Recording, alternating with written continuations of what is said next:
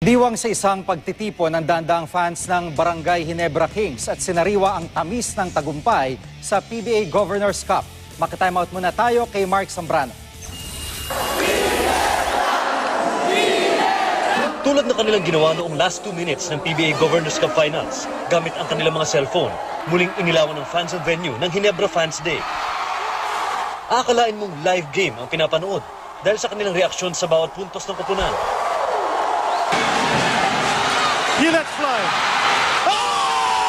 Nang mapanood ang replay ng buzzer beater 3-point shot ni Justin Brownlee, muling niyanig ng sigawan ng arena.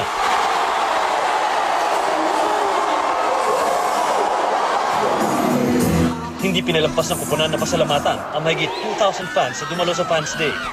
Para kay JJ Helterbrand, milagro ang pagkakapanalo nila matapos ang 8 taong paghihintay. I just want to give all credit to God and it's been a blessing.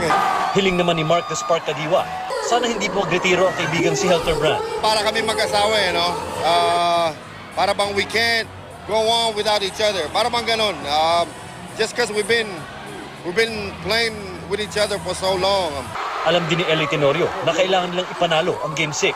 No tomorrow talaga. Yun na yung mindset talaga namin kasi alam namin na pag nag-game 7 nag-game 7 pa yun, parang talagang mahirapan kami.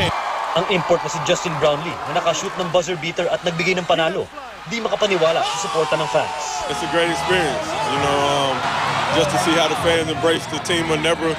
It's an unbelievable feeling, and it's actually one of a kind. Mark Zambrano, nakatutok, 24 oras.